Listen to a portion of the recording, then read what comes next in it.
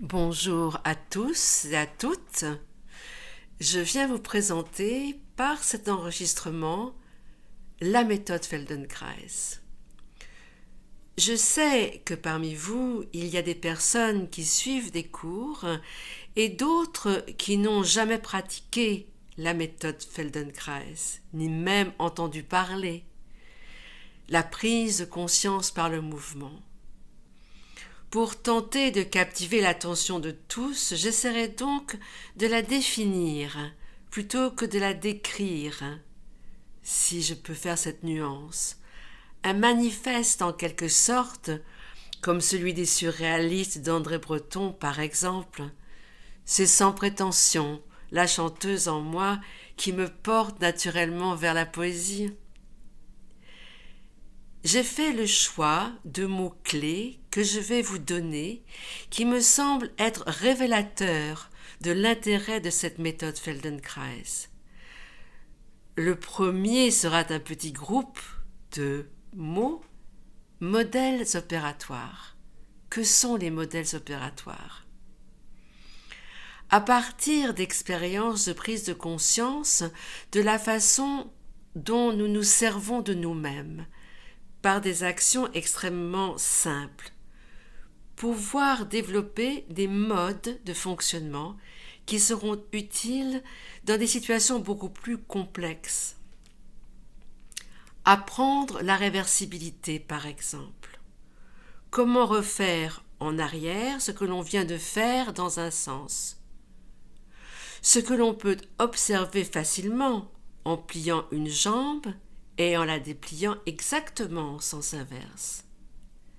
Cette conscience va s'imprimer dans le système nerveux et, par facilité, économie d'énergie, pour lesquelles il opte toujours, le système nerveux l'appliquera ensuite à d'autres actions beaucoup plus complexes, comme quitter une soirée parce qu'on s'y ennuie fermement et de ne pas pour autant choquer l'assemblée dans un recul discret et organisé. Comme vous êtes venu dire bonjour, venez dire au revoir et s'en aller discrètement. Il s'agit bien sûr d'apprentissage, mais d'une façon concrète et non purement intellectuelle, comme celui des mathématiques, l'apprentissage des mathématiques qui nous donne une rigueur dans notre façon de penser. Il s'agit de s'appuyer sur les modèles opératoires issus du corps, concrets, tangibles, organiques, dans un retour à une forme d'instinct dans l'actualité de l'instant vécu. Être là.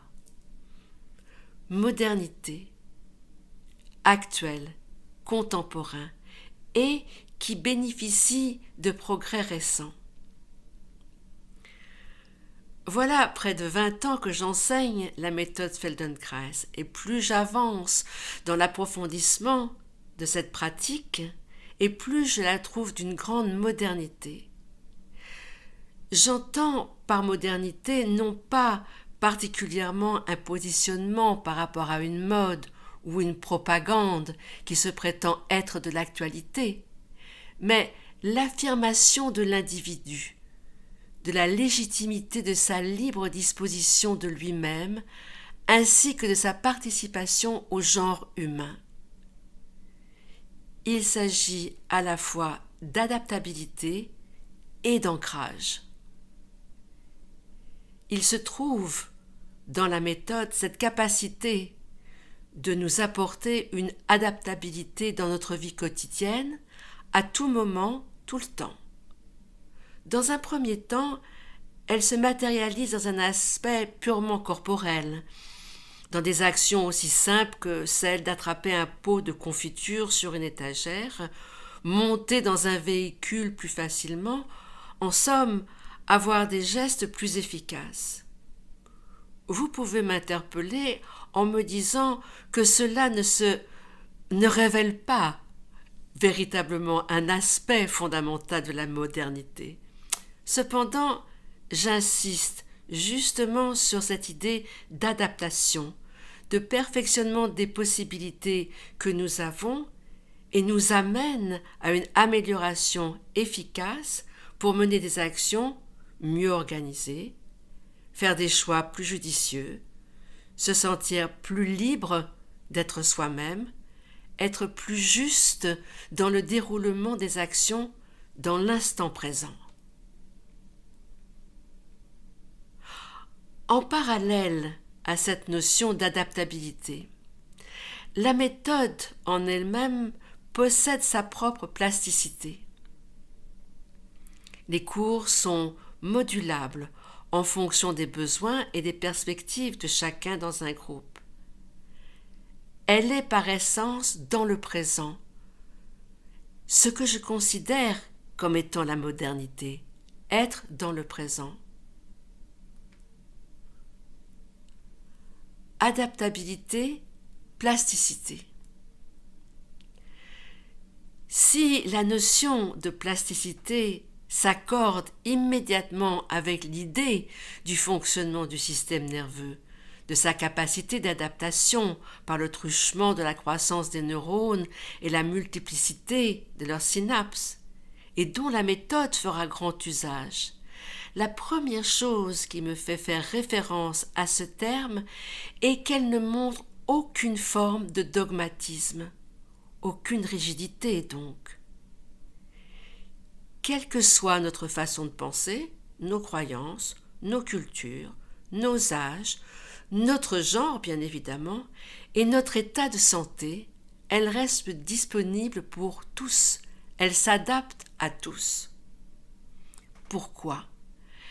Parce qu'elle s'intéresse à la mécanique du corps, et plus particulièrement à la mécanique de l'ossature, de ses articulations, et nous sommes tous, nous, êtres humains, tous fabriqués de la même façon.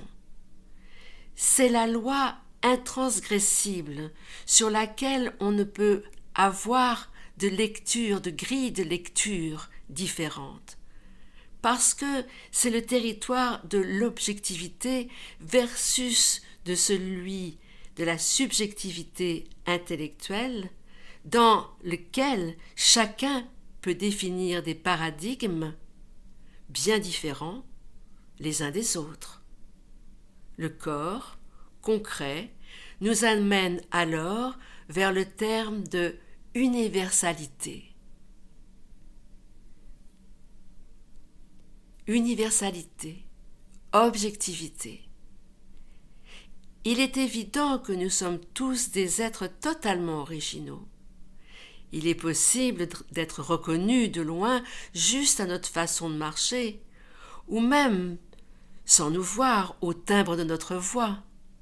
Il n'en reste pas moins que nous avons à peu près tous 206 os, ceux de l'oreille inclus, qui répondent à des lois qui nous concernent tous.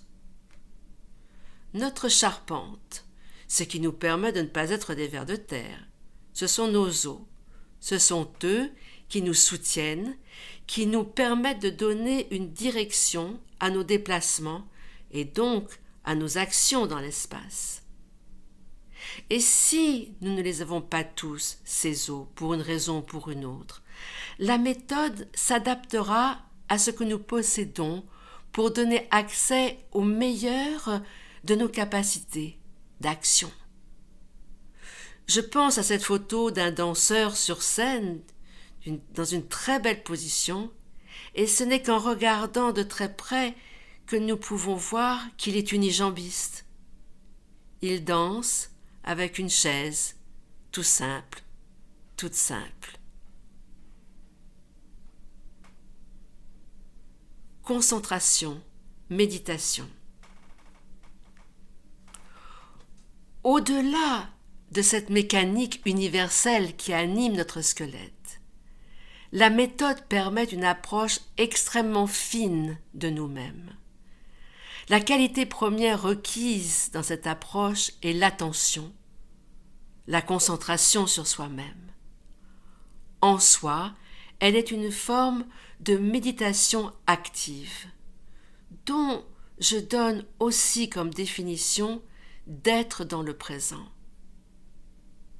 La méditation possède plusieurs formes, bien que le but soit toujours la clarification dans nos esprits. Laisser les idées nous traverser en les regardant juste passer pour évacuer les encombrements de notre esprit et être libre d'agir, ou en observant toutes les idées qui passent sur un sujet précis pour en faire une synthèse et avoir l'esprit libre pour agir en ayant fait un choix. Cet état spécifique de conscience qui flirte aussi avec l'hypnose et suit sans aucun doute les différentes fréquences du système nerveux, les ondes alpha, bêta et autres, permet de révéler en nous des ressources inexplorées. L'observation méticuleuse génère le questionnement qui est le ressort de la pratique, nous emmène vers la curiosité de nous-mêmes dans une neutralité totale de jugement. Comment est-ce que ça bouge à l'intérieur de mon être? Magnifique question qui porte en elle un respect pour soi, effectivement une forme de reconnaissance de soi, une indulgence pour ce que nous pouvons faire, ce que nous pouvons réussir et ce que nous ne pouvons pas. On entre là dans une dynamique d'individuation où le rythme fondamental propre à chacun se manifeste pour enfin échapper à l'individualisme féroce dans lequel nous sommes pris. C'est aussi cet aspect-là de la méthode qui me fait parler encore de modernité, sortir de nos habitudes, qui est un thème si cher à la pensée de Moshe Feldenkrais. Accéder à notre inventivité, accéder à nos choix maintenant. Bienveillance. Bien sûr, on se rend compte de nos limitations dans les propositions de mouvement qui sont offertes pendant les leçons.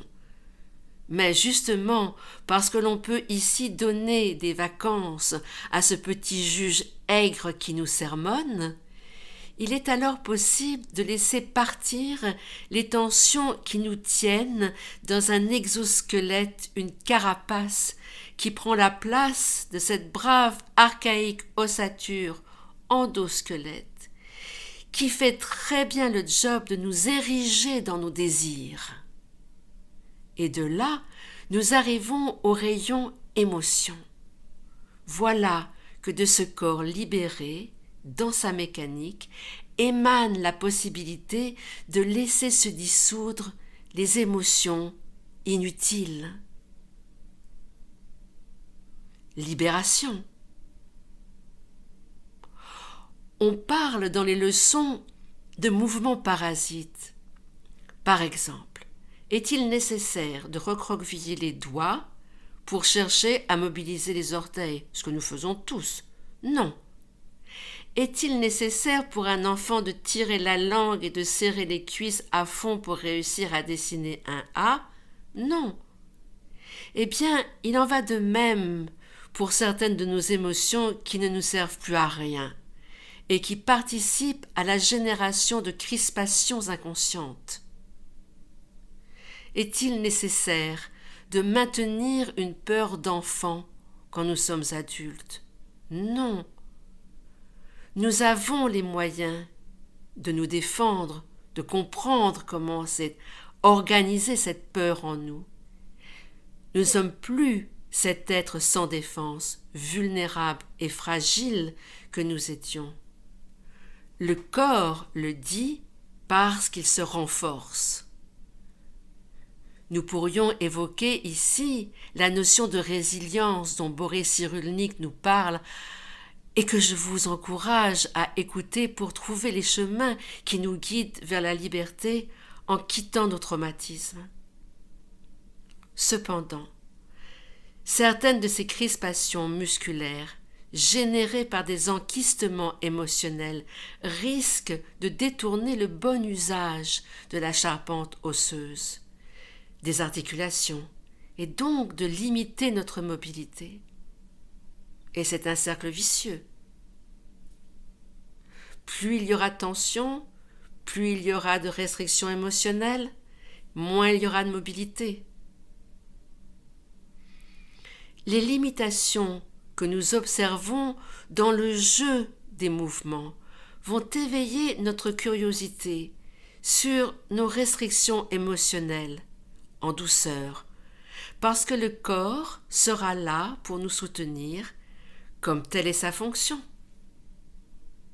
Découvrir enfin la verticalité fluide pour être avec tranquillité, aisance, élégance et grâce. Moshe Feldenkrais disait par rapport à l'apprentissage d'un mouvement inhabituel qu'on le découvrait d'abord avec de l'impossibilité, de l'incompréhension, puis au fur et à mesure de la pratique, la découverte du possible, puis la facilité et enfin la grâce. Sensorialité, proprioception, kinesthésie. Dans l'ordre de cette modernité que j'évoque en premier lieu, le fait d'être présent dans l'instant peut entrer aussi la mise en valeur de sens presque ignorés. La proprioception que j'associe à la kinesthésie tant leurs fonctions respectives sont proches, en nous donnant accès à une conscience de notre mobilité. C'est un sujet de recherche assez récent. C'est grâce à ces sens et à la fonction de l'oreille interne que nous pouvons maintenir notre verticalité. Le système nerveux possède un réseau particulier de neurones et de récepteurs qui coordonnent nos mouvements pour trouver l'équilibre nécessaire à leur réussite. Il nous offre la possibilité de savoir comment nous positionner dans l'espace et ce que nous faisons de nous-mêmes. Ceci semble tout à fait naturel, comme le fait d'entendre ou de voir. Mais si nous avons la possibilité de comprendre ce que c'est que la surdité ou la cécité, aucune idée ne vient à notre esprit de savoir ce qu'il en est de ne pas pouvoir nous repérer dans l'espace et de sentir si nos pieds touchent bien le sol sans l'aide de la vision, comme lorsque nous montons un escalier dans le noir et que nous loupons la dernière marche. Ceci montre le peu de relations que nous pouvons établir avec ces sens, ce qui arrive pourtant, et que Feldenkrais décrit dans le cas d'Oris ou les aventures dans la jungle cérébrale. Les malvoyants développent ces sens d'une façon extrêmement fine. Ils sont capables de détecter dans un espace là où il y a des creux, là où il y a des pleins, là où il y a un mur, là où il y a un meuble, là où il y a une porte. Ce que nous ne savons pas faire parce que nous n'avons pas développé ce sens, en général. Nous apprend-on à voir ou à entendre ? N'importe quel peintre, n'importe quel musicien saurait en parler. Nous apprend-on à nous mouvoir ? Oui, les arts martiaux, la danse, le sport. Mais aucune de ces approches ne propose de sentir le mouvement venir de l'intérieur de soi, sans modélisation, à partir du corps lui-même, de son expression. L'aspect mécanique du corps, dans sa logique propre, permet à chacun de nous de découvrir notre propre mobilité. la découverte de la proprioception kinesthésie et donc de la mobilité se fait en grande majeure partie du temps par mimétisme et par configuration spécifique, les règles de l'art de la danse classique par exemple. Mais comment aiguise-t-on ces sens en pleine conscience est particulièrement révélé dans l'approche de Moshe Feldenkrais, grâce à cette curiosité délicate et attentive envers nous-mêmes, par le truchement de l'originalité des mouvements, guidés par la voix et qui ne sont jamais exécutés par le praticien devant les élèves. Chacun fait sa propre recherche et permet ainsi l'adaptation spécifique de nouvelles connexions neuronales appropriées à vos désirs, à votre plaisir personnel, à vos besoins personnels. Car il s'agit bien de cela, le plaisir de vivre. Vie. En développant ce sens lié aux lois de la gravité terrestre, tel un fil à plomb qui relie en nous le ciel et la terre, avec tout ce que cela évoque en nous, nous accédons à une perception tangible de notre corps et de ses possibilités, à un schéma corporel de plus en plus objectif et donc une représentation de nous-mêmes plus fidèle à nous-mêmes et plus riche, qui nous restitue notre intégrité physique, psychique, intellectuelle, voire spirituelle. Se sentir au monde debout est pour moi une nécessité absolue, et c'est pour cela que j'enseigne cette méthode, et j'ose dire que c'est mon engagement républicain, pour ne pas dire acte politique trop galvaudé dans notre société. La concentration, la proprioception et la kinesthésie et le schéma corporel. Ces trois pôles font de nous des spécialistes du mouvement en conscience dans l'action. C'est exactement ce que nous propose la méthode Feldenkrais. Mener à bien des actions fonctionnelles dans un territoire qui nous plaît, qui nous convient, nous permettant de prendre ainsi notre juste place dans notre environnement, dans notre monde, en son mouvement perpétuel de transformation, et faire de nous-mêmes des œuvres d'art aussi parfaites que les chats ou les marguerites. J'espère que ces mots ont évoqué pour vous la curiosité de venir découvrir ce qu'est la méthode Feldenkrais. Il y a de nombreux praticiens maintenant partout et allez leur rendre visite. Je vous remercie de votre écoute. Au revoir, à bientôt.